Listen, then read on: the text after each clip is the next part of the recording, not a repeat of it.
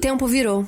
Mudanças climáticas, aquecimento global, catástrofes ambientais, elevação do nível do mar, escassez de alimento, degradação dos recursos hídricos, extinção das espécies, pandemias... que mais? Tô esquecendo de algo? Bom, já tá claro que ou mudamos a nossa maneira de habitar nesse mundo ou será o fim da espécie humana. Mas calma, sem desespero. Estar informado sobre a realidade é importante, mas mais importante ainda é saber o que fazer com essa informação. Eu sou Giovana Nader e esse é o Tempo Virou, um podcast que irá tratar sobre temas atuais, colocando em pauta os novos tipos de práticas e pensamentos que já estão fazendo a diferença no planeta. Episódios novos toda terça, sempre com a presença de convidados especiais.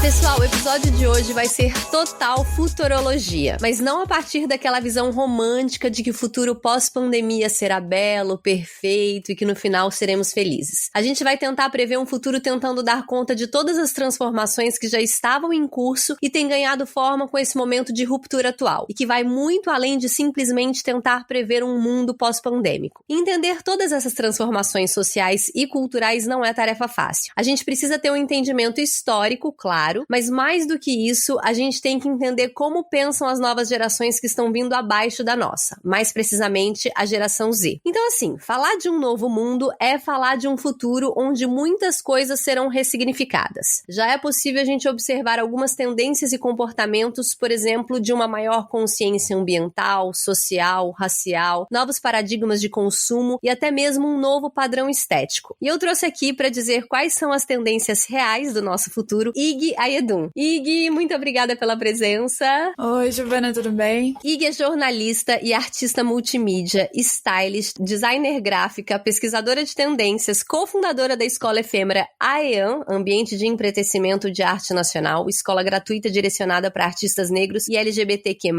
fundadora da Roa Art, centro cultural interdigital focado na promoção e venda de artistas latino-americanos, e agora também super editora-chefe da revista que ela mesma criou, M Journal, Matuto Journal. Quanta coisa, né, Ig? Nossa, muita coisa, né? Acho que tudo isso em muito tempo também, né? São 15 anos de trajetória na indústria, então nada nasceu ontem. Bom, Ig, eu tô bem ansiosa pro nosso papo, porque você é uma daquelas pessoas que me ajuda a não desatualizar do mundo, assim. Então vai ser muito empolgante conversar aqui e eu vou começar problematizando as modas, tá? Tá bom, adoro. Você fez um IGTV no seu Instagram muito interessante, que você diz que não é a primeira vez que a indústria da moda é interrompida por uma epidemia e como o Ocidente tem uma fetichização por doenças que acaba gerando produtos de design que são incorporados e normalizados pela nossa sociedade. Conta pra gente desse processo histórico da moda com doenças e se você enxerga algum paralelo do Covid com a moda que pode mudar um comportamento. Nossa, eu acho que a gente tem que entender, antes de tudo, que a moda é o figurino da história, né? O jornalista Mário Mendes fala muito disso, essa frase eu aprendi com ele foi editor de moda da Veja durante muitos anos, trabalhou muitos anos também com a Regina Guerreiro na editora Abril, e ele sempre trouxe,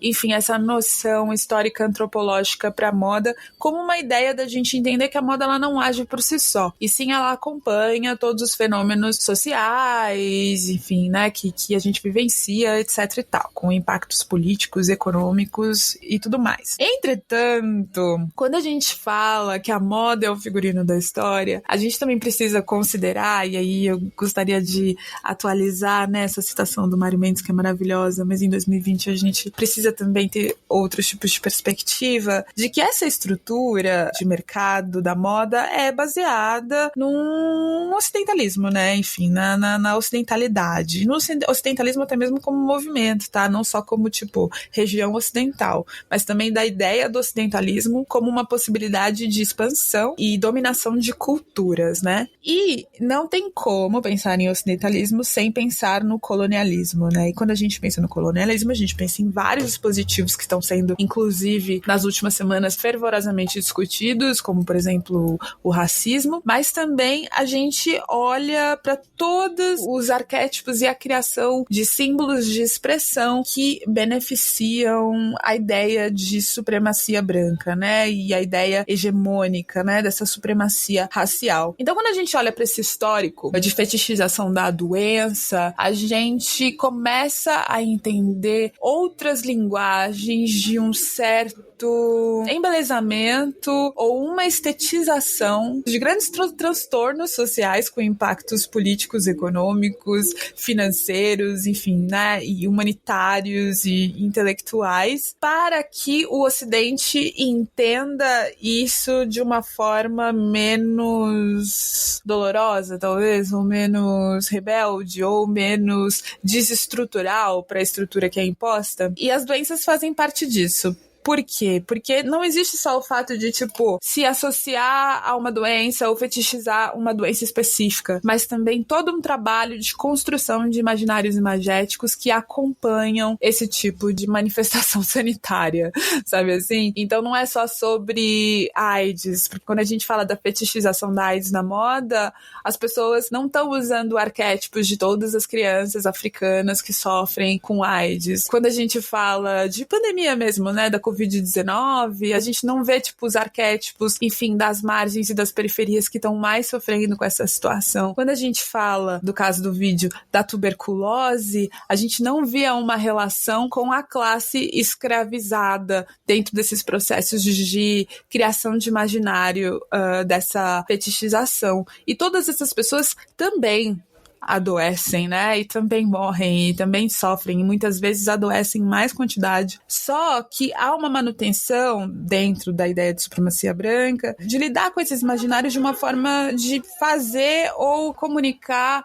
uma ideia supremacista de que aquela racialidade é intacta, é superior a tudo isso. E aí vem a fetichização, vem a criação desse cool, né, da ideia de que isso é muito legal parecer junkie, é muito legal proliferar ideias de um erotismo pornográfico, irresponsável, abusivo, antifeminista. É muito legal, como no vídeo eu dizia, tipo, ter a cara pálida e os olhos gigantes e profundos. Bulímicos, né? Aquela imagem bulímica. Exatamente, esse é o termo, bulímico. Então, esse cool, ele é construído como um dispositivo de proteção do imaginário dessas supremacias raciais, dessa ideia de supremacia racial que domina o Ocidente. E quando a gente olha agora para a pandemia, eu acho que a gente não chegou definitivamente na criação desse desenvolvimento desses arquétipos novos, mas eu acho que, infelizmente, estamos a caminho. Quando a gente vê o caso, por exemplo, da Gabriela Pugliese, é uma tentativa de fetichização de uma doença, né? É uma tentativa de você esvaziar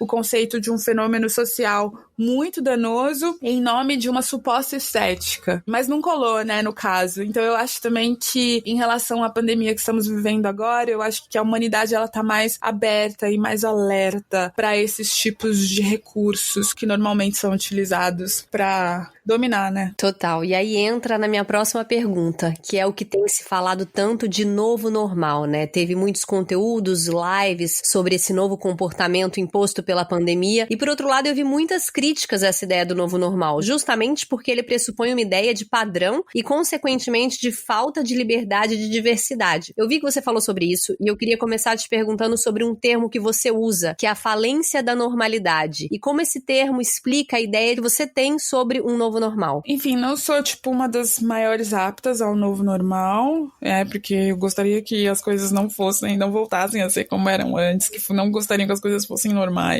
Mas, ao mesmo tempo, eu não sou negacionista, tá? Então, eu não nego as coisas que existem. E eu sei que, tipo, a existência, toda essa mídia, né, que é feita sobre a nova normalidade faz parte também do processo de uma grande medição de poder mesmo, de construção de imaginário sobre o que a gente tá vivendo hoje, né? Eu acho que tem muitas narrativas aí na roda e tá rolando essa disputa de quem tem a melhor narrativa sobre o futuro de acordo com as ideias de benefício benefício de cada um, né? Enfim, de cada grupo. Quando eu olho, assim, para essas possibilidades de nova normalidade que a gente até agora teve acesso via mídia, que são ligadas a uma vida home office, minimalista, com grandes apreços intelectuais e tempo para viver, etc e tal, e refletir, e saber o que quer, para se autoconhecer. Eu vejo uma perspectiva inteiramente elitista dentro dessas possibilidades, né? Eu acho que a situação do Brasil nesse momento é a prova disso. A gente tem uma base que até agora não teve o direito ao distanciamento social como deveria, e até agora não teve a possibilidade de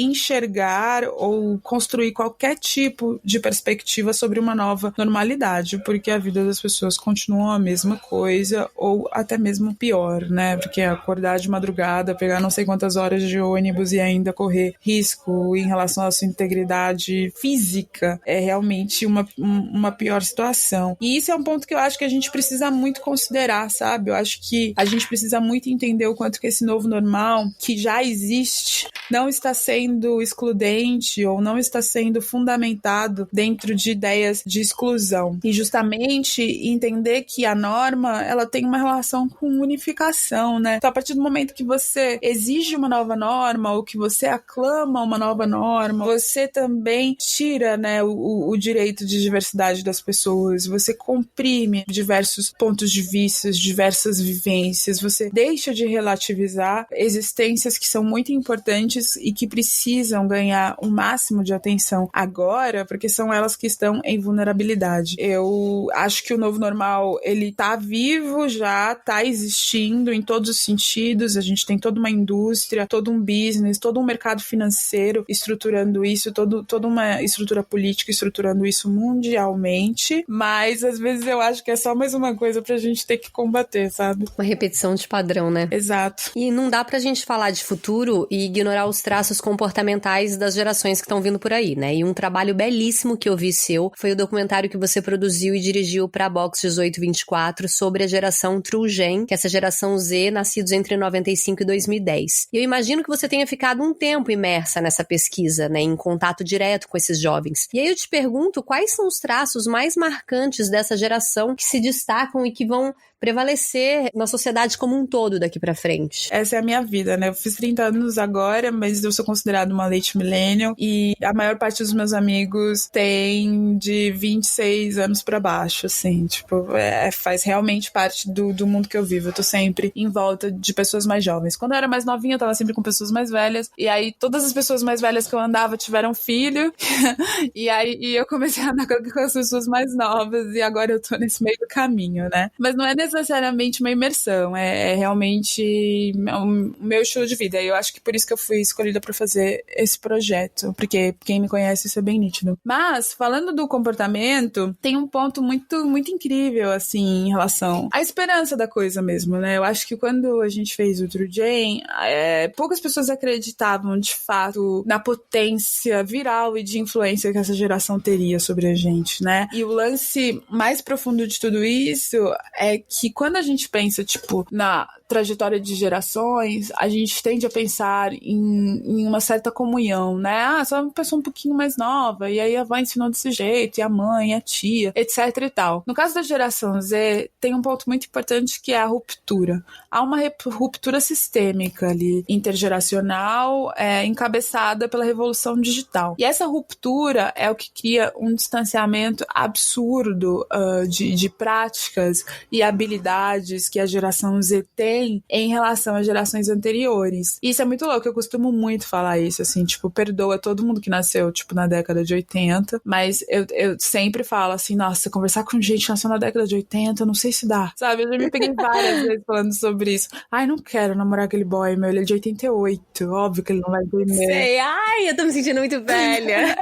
E eu sou de 90, mas justamente essa relação dessa ruptura comportamental tal, né? E até de pessoas que são muito próximas, assim, porque 88 não é muito tempo, né, pra 90. Mas ainda assim, de sentir um distanciamento. Então, pra um jovem de 95, esse distanciamento é ainda muito maior, né? E quando você olha um jovem de 99, meu Deus, entende? É muito diferente. E não só pelo tempo de idade, tá? Mas simplesmente por todos os traços cronológicos históricos que atravessam essa distância etária, sabe? Em relação à digitalidade, em relação às formas de diálogo e de diversidade, de entender as pessoas, enfim, são várias características ali, o senso de comunidade, e tudo isso, tipo, encabeçado pelo environment, né? Pelo ambiente, por todas as coisas. A gente fala de uma geração Z que veio aí, que floresceu, assim, na infância, numa era lulista, né? E uma era de Obama. A gente fala de uma geração Z que foi criada durante um dos maiores índices de imigração da história da humanidade, né? E isso é, tipo, comprovadamente fato, assim, a geração Z nunca existiu na história da humanidade uma geração tão diversa. Nunca existiu. Nunca pessoas de tantos diferentes etnias, tantas diferentes raízes, tantos diferentes gêneros, opções sexuais, enfim, conviveram tão junto quanto a geração Z. Existe essa relação de ser todo mundo diferente, ser multilinguagens, etc e tal. E aí tem uma coisa muito básica, que quando você percebe o outro, quando você tá aberto à perspectiva do outro, quando você convive, né, com a existência do outro, todas as questões do outro acabam fazendo parte da maturação das suas questões. E aí a consequência disso é que você tenha uma visão mais coletiva, ou às vezes até uma visão mais individualista também, por querer negar, né, todas essas possibilidades, porque a gente também precisa entender que, infelizmente, hoje na geração Z, a gente não fala só de pessoas, de coletivismo, né? A gente também fala de jovens que, infelizmente, estão tendenciando a situações extremistas muito conservadoras em vários aspectos. Mas a gente não pode negar essa convivência, sabe? Essa convergência. Não é mais sobre o desconhecido, é sobre o que eu me identifico e conheço, ou sobre o que eu não me identifico e conheço também. Mas antes de tudo, eu conheço. Sim, isso eu achei o mais incrível no estudo da Boxe seu, né? Que é isso, tipo assim, eles não precisam te provar que eles são, eles não precisam te convencer, eles simplesmente são, e é isso aí. E isso é uma coisa que tem muita influência sobre nós, porque quando a gente fala da força, né, da força coletiva que é a geração Z, e também a força de narrativa que eles têm, por terem essa convergência natural de diversas perspectivas e diversos modos de mensagem e de se comunicar, numa era onde nada vale mais do que a interação, né? Porque a gente fala da era digital, o valor é a interação, né? Não tem como, a gente rentabiliza isso já hoje em dia. O like, o view, o listen, né? O play, enfim, é sobre interação. Isso acaba, tipo, mobilizando esferas até então inimagináveis. E aí, dessa mesma forma, a gente se vê, e outras pessoas de gerações ainda mais anteriores, absorvendo essas novas formas de lidar com o mundo, assim. E naturalmente, tá? Não é algo de tipo, aprendi com a geração Z, vou lá. É naturalmente, a partir do momento que a geração Z viraliza qualquer questão, você já faz parte dela, entende? Então eu acho que vem muito disso. E aí tem todas as camadas, né? As camadas comerciais, as camadas de estratégia de comunicação, as camadas sociais, enfim, aí tem todas as camadas. Isso que eu queria te perguntar, pelo lado da questão ambiental. Pelo menos essa geração é a minha grande esperança de virada nesse cenário apocalíptico ambiental que a gente se encontra. Como que você vê esse tipo de consciência, né, e a capacidade que eles têm de influenciar a relação de consumo, enfim? Tá muito relacionado com isso que eu falei antes do eu conheço. Eu posso me identificar ou não, mas eu conheço. A gente fala de uma geração muito preocupada com o diálogo, mas também muito preocupada com a procedência das coisas. E eu acho que a inflamação da questão ambiental encabeçada justamente por esses jovens tem muito a ver com um processo intenso e muito natural, tá? Mas intenso e denso de descoberta sobre as estruturas do mundo. entende? Porque tá disponível, né? E existe ali, tipo, é presente. Eles têm a conexão aberta, na atividade digital faz parte disso, faz parte desse tipo de conexão. E mesmo quando a gente fala, tipo, de jovens em situação de vulnerabilidade, que não tem, tipo, o melhor Wi-Fi, etc e tal, existe a comunicação aberta entre eles dentro das possíveis limitações ali, estruturais. E quando isso acontece, há uma busca pela procedência, há uma busca do que é feito o mundo mesmo, e aí eu acho que esse é o grande clique, assim, geracional, quando a gente fala de pessoas que ainda são jovens, que ainda precisam maturar muitas questões, que ainda precisam conhecer muita coisa, né, e entender muita coisa sobre o mundo, mas que possuem esse clique justamente porque foram buscar naturalmente o que tá por trás daquilo que os interessa. E eles olham, tipo, peraí, mas isso acaba com a Amazônia? Não, peraí, não quero acabar com a Amazônia. Mas aí eles vão lá, o que acontece se a Amazônia acabar? Aí a gente tá do outro lado. Nossa, mas eu fico sem respirar. O que acontece se eu fico sem respirar? Entende?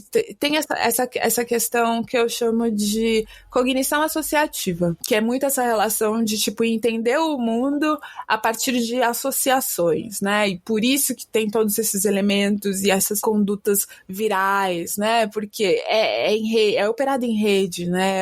É operado através de associações. Então, são associações de ideias, associação de informações. E isso, assim, tipo, influencia tudo, né? Principalmente a educação e aprendizado que ainda, infelizmente, não foi democraticamente liberado para esses jovens, assim, tipo, uma educação baseada na cognição associativa que eles têm.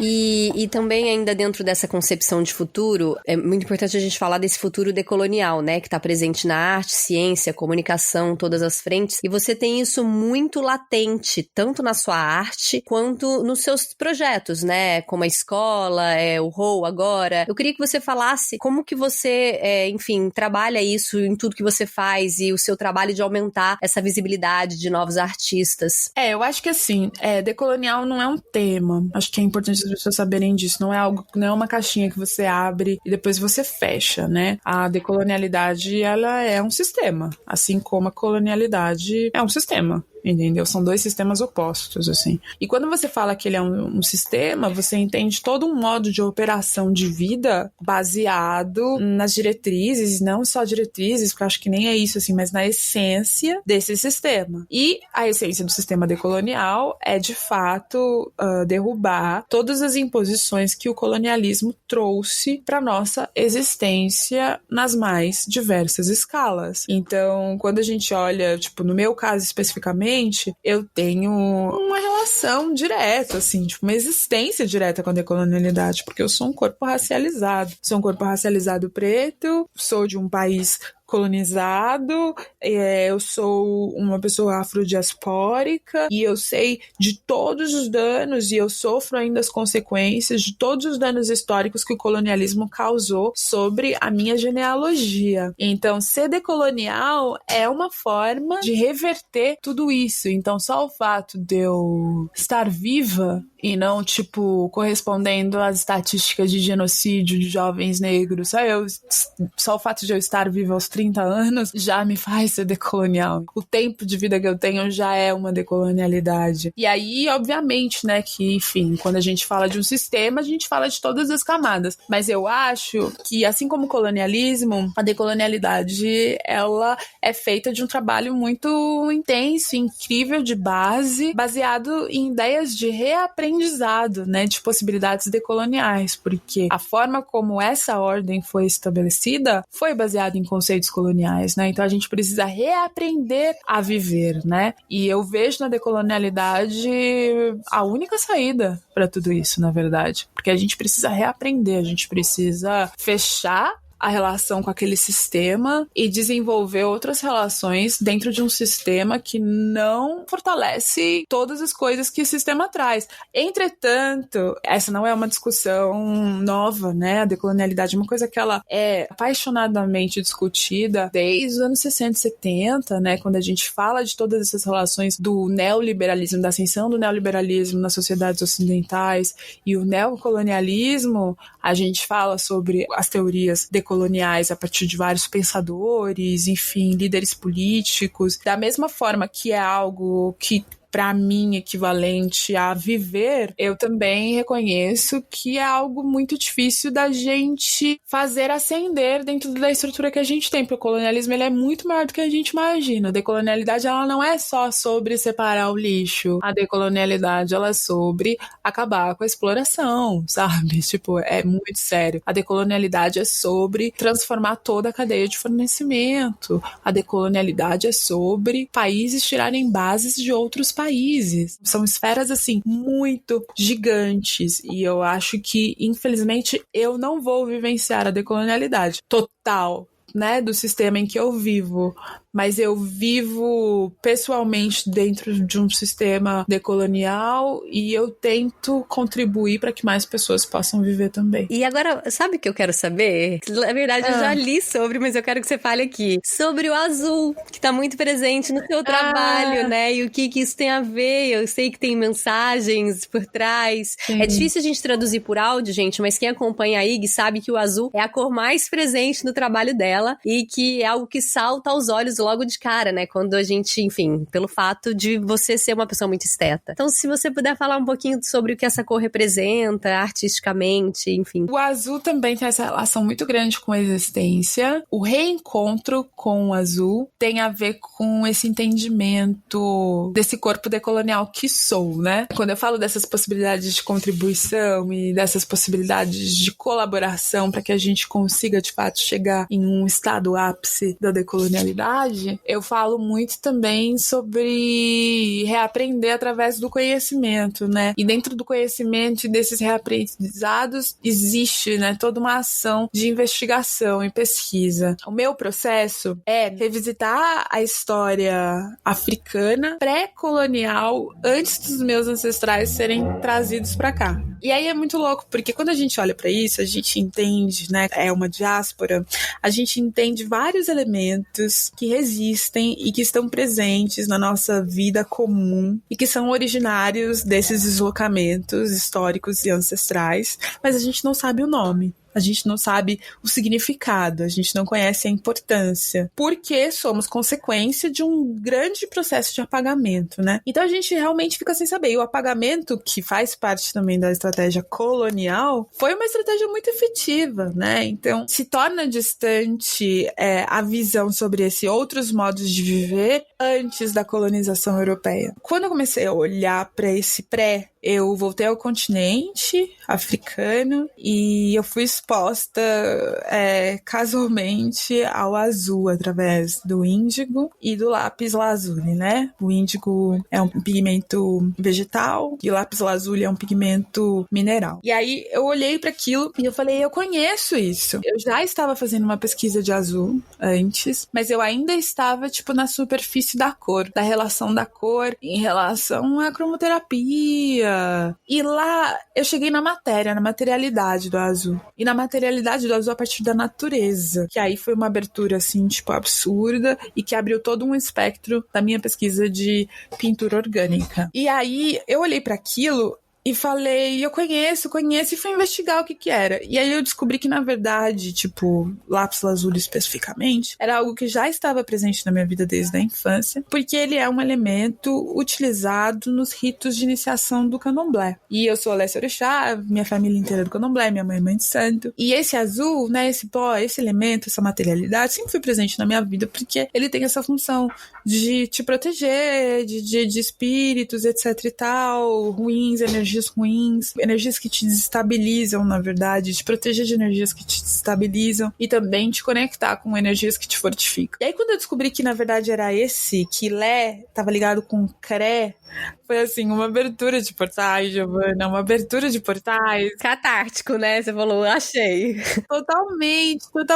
Aí eu entendi por que eu já estava trabalhando com azul, por que eu tinha uma atração desde a infância por azul, porque eu sempre tive escolhas azuis, entende? A memória afetiva que eu tinha com aquilo. E aí, conforme eu fui pesquisando a história, e eu ainda estou, porque eu acho que isso são estudos de uma vida, mas entendendo o tráfego da rota do azul através da rota do índico e da rota do lápis lazuli dentro da história do continente africano e toda a relação que isso tem com todo o Oriente, aí eu falei, nossa, sério mesmo que a vida era assim antes? E aí eu entendi que essa era a narrativa intelectual do meu trabalho artístico. E essa relação também da arte e natureza, né? Exato, porque tem uma coisa muito bonita, Giovana, que foi que me deixou muito tranquila nesses processos de investigação, quando eu passei a morar no Marrocos, que foi que eu entendi a origem do objeto artístico no continente africano, né? E ele funcionava justamente como a criação dele, o desenvolvimento dele, ele funcionava como um totem, como um conector, como uma insígnia de conexão e de linguagem entre a comunidade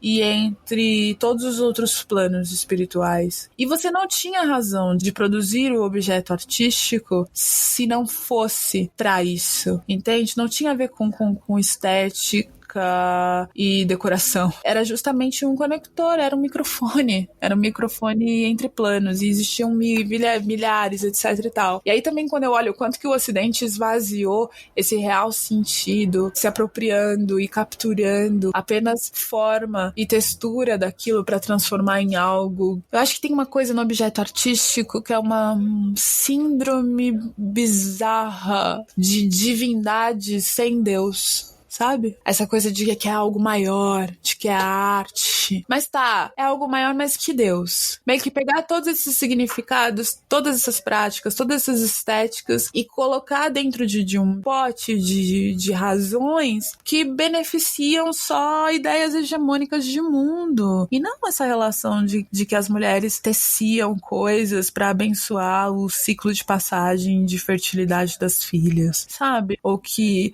as pessoas faziam esculturas para pedir aos deuses uma boa colheita. Entende? E aí também esse distanciamento nosso da natureza, esse distanciamento dessa relação que a arte acabou criando pro processo, tipo, dessa comunicação entre homem e natureza, porque a arte, ela sempre foi um intermediário dessa relação, entende? Quando a gente fala de outras sociedades não ocidentais, e eu não tô falando só de África não, tô falando de Ásia, tô falando de Oriente Médio, tô falando de vários outros lugares. Uma de todas as coisas que me chamam a atenção no seu trabalho é justamente como você se preocupa em trazer um questionamento junto com aquela imagem, né? A imagem a gente é bombardeado por ela o tempo todo, e claro que toda a arte já vem com um questionamento. Mas você consegue tornar isso ainda mais evidente, né? Essa profundidade de uma pergunta mesmo atrás daquela imagem. Como que você constrói essa linha de raciocínio da discussão além da imagem? E qual que é o papel da imagem daqui pra frente que você acha no universo onde a tela do celular é a principal protagonista? Eu realmente vejo na imagem um poder muito, muito, muito absoluto de repolitização da sociedade através delas, sabe? Eu acho que a gente passou por um momento muito pesado, assim, tipo, em todas essas últimas décadas, né? Do distanciamento político por mil razões. E na era da imagem, eu acredito que ela seja o principal recurso de recuperação dessa sensibilidade. Da mesma forma que ela foi muito utilizada historicamente para opressão e manipulação e distinção, etc e tal, eu vejo que a função da imagem hoje é justamente despertar. E é muito louco, porque quando você pensa sobre a saturação dela, que é o que a gente mais vive, e a forma como a saturação dela é engatada pelo mercado, né? Porque quem causou a saturação da imagem? O mercado, não foi a gente. E aí, quando a gente olha isso, eu até fico pensando se já não se saca a ideia de que talvez saturar seja melhor, porque se a galera começar a ler imagem, a gente repolitiza todo mundo. São as nossas possibilidades de ler as imagens e entender a partir delas formas de empoderamento e de mobilização, e de comoção, e de envolvimento, e de sentimento. E aí é muito louco, porque quando eu faço essa pesquisa artística sobre um mundo pré-colonial, essa teoria faz mais sentido ainda. Quando a gente olha, tipo, por exemplo, o idioma berber, né? Que é o idioma nativo do Marrocos. Ele não é escrito em latim, obviamente, né? Enfim, são todas simbologias, não é escrito em árabe. E são, tipo, a escrita são idiomas imagéticos. E cada símbolo contém 1 milhão de mensagens mensagens dentro dele, assim, sabe? Assim como o Unicibidi da Nigéria, etc e tal. E tem, então, essa noção da leitura de imagens, sabe? Da leitura de imagens para perceber conceitos, da leitura de imagens para perceber mensagens, da leitura de imagens para perceber linguagens. E eu acho que essa é a forma mais sadia da gente olhar para a imagem agora. Aproveitar que tem tantas e fazer bem, né? Fazer com o coração. Sou muito apaixonada pelo seu trabalho. Parabéns por tudo que você faz. A Matuto Journal, tô amando cada edição. Já que a gente tá falando de imagem, como ela é linda, imageticamente falando, e o texto também. Parabéns por essa revista que você tá fazendo. É muito importante, eu acho mesmo, esse processo de conseguir fazer coisas que as pessoas se identifiquem e que as pessoas aprendam ao mesmo tempo, sabe? Tipo, comoção e colaboração de construção de pensamento e troca, assim. O mundo tá mudando, ninguém quer ficar desatualizado, então é isso, sigam a IG, vocês vão beber de um verdadeiro emaranhado de novas tendências de pensamento, estéticas, moda, tudo. E muito importante também, a IG tem conteúdos exclusivos, né, para assinantes, muito ricos, enriquecedores. Sou assinante, muito feliz de tudo que eu tô recebendo, e a gente se vê na próxima terça. A gente não se vê na próxima terça, mas gostaria de deixar um recadinho aqui. Posso? Diga. Claro, óbvio. Descolonizem, gente. Descolonizem.